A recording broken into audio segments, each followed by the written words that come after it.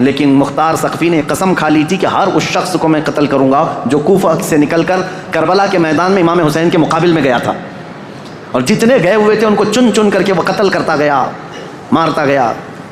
شمر مل گیا، اس کو اس نے اتنی بری طرح سے قتل کیا کہ اس کے ٹکڑے بکھیر دیے، اور اس کے بعد کتوں کو کے سامنے اس کے ٹکڑوں کو ڈال دیا جو امام حسین کا قاتل تھا۔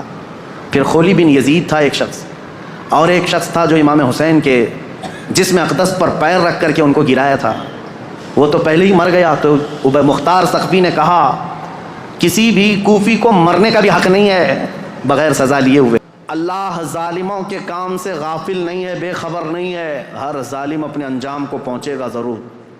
حالات کروٹ لیتے ہیں، یزید کا دور حکومت ختم ہو گیا، اس کے بعد یزید کا بیٹا معاویہ تخت نشین ہوا، 6 مہینے صرف خلافت چلی، اس کے بعد یہ خاندان کی وراثت ہی ختم ہو گئی۔ معاویہ کے بعد یعنی یزید کا بیٹا جو معاویہ تھا، اس کے بعد پھر اس خاندان میں خلافت ہی ختم ہو گئی۔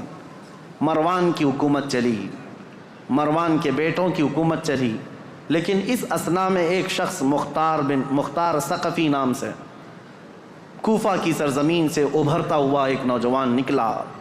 وہ اہل بیت کا جانثار تھا، محب تھا، چاہنے والا تھا۔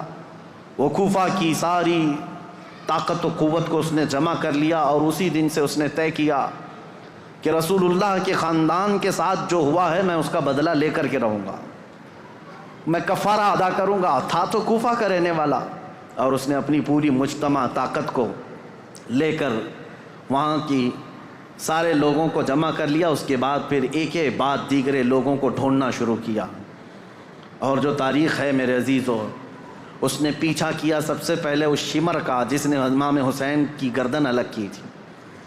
اور ایک لمبا واقعہ ہے، میں مختصراً یہ بتاتا ہوں۔ وہ شمر چھپتا چھپاتا کوفہ چھوڑ دیا، جا کر کے ایک کھیتی میں رہنے لگا، اور اس کے بعد پھر وہاں سے بھی چھپ کر کے کسی کسان کے ساتھ رہتا تھا۔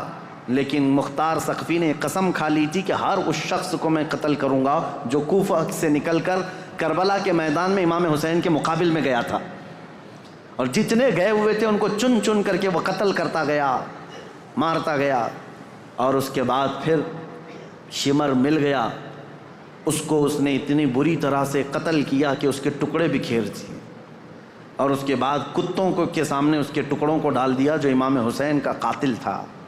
پھر خولی بن یزید تھا ایک شخص، اور ایک شخص تھا جو امام حسین کے جسم اقدس پر پیر رکھ کر کے ان کو گرایا تھا، وہ تو پہلے ہی مر گیا۔ تو مختار ثقفی نے کہا کسی بھی کوفی کو مرنے کا بھی حق نہیں ہے بغیر سزا لیے ہوئے۔ اس نے اس کی قبر کھدوا دی، اور اس کے بعد اس کی لاش کو جلوا دیا، کہا یہ عبرت ہے لوگوں کے لیے۔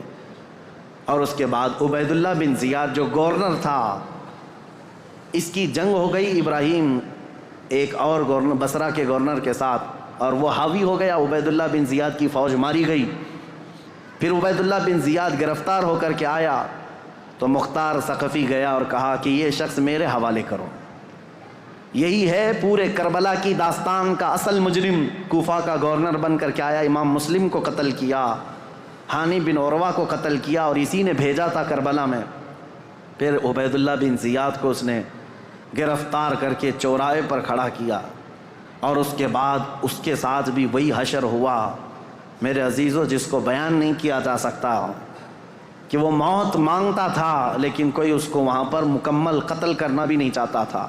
السلام علیکم ورحمۃ اللہ وبرکاتہ۔ دوستو، اس ویڈیو کو آپ نے پورا دیکھا اور سنا۔ دوستو، جیسے ہی محرم کا مہینہ آتا ہے تو مسلمانوں کی آنکھوں سے آنسو جاری ہو جاتے ہیں، یہ سوچ کر کہ کربلا کے میدان میں امام حسین نے اسلام کو بچانے کی خاطر، دین کو بچانے کی خاطر اپنے خاندان والوں کو کربلا کے میدان میں قربان کر دیا۔ امام حسین نے نماز کی حالت میں اپنے سر کو کٹا کر اسلام کو بچایا ہے۔ آج جو پیارا دین ہمیں ملا ہے یہ امام حسین کا صدقہ ہے۔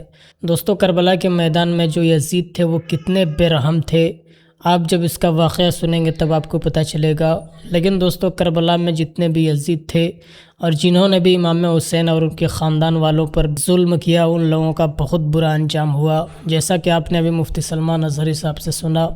دوستو جتنے بھی یزیدی تھے جنہوں نے بھی امام حسین اور ان کے خاندان والوں کے ساتھ غلط کیا، ان کا قتل کیا، ان کا دردناک انجام ہوا اور ہوگا ہی۔ کہ دوستو جیسے ہی محرم کا مہینہ آتا ہے تو آج ایسا ماحول ہو گیا ہے کہ امام حسین نے ہمیں کربلا کے میدان سے جو پیغام دیا اس چیز پر ہم عمل نہیں کرتے۔